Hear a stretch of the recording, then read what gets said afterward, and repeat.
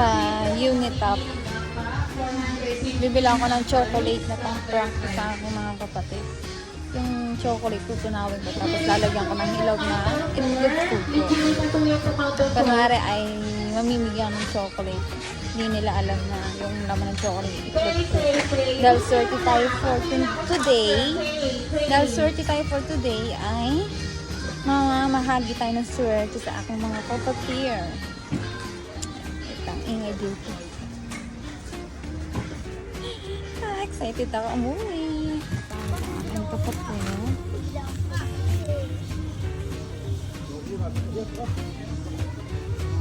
Ano sabi mo? Bibigyan kita na ta? Bilang kita. Ah. Yan, bibilang kita. Kaya babalik din naman.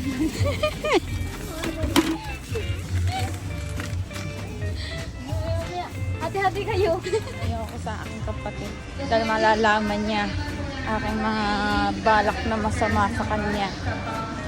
Oo, tama ka kapatid. Hati-hati kayo mamaya dahil kayo ay lalagyan ko ng hilaw na itlog pugo. Kakaibang chocolate. Hanap ako ng chocolate dito na pwede kong matunaw. Ay, kapatid ko rin. Hanap ako ng chocolate dito na pwede kong matunaw.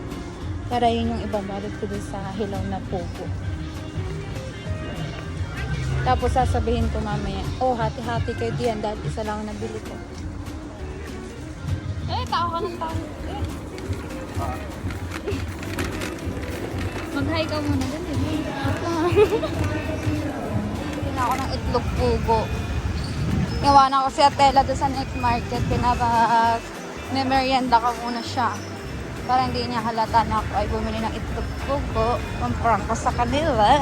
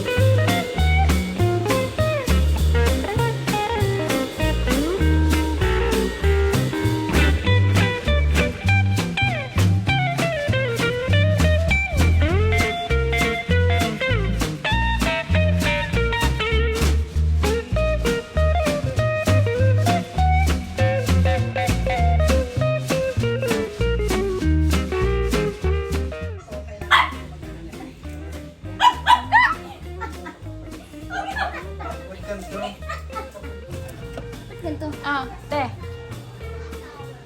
Yun na. Ang dali, sabi. Magkano ka muna? Kunwari, ano daw? Wow, sarap. Ay, wow, dali. Hindi nga! Sa tili parang cake. Ano mo lang? Isubo.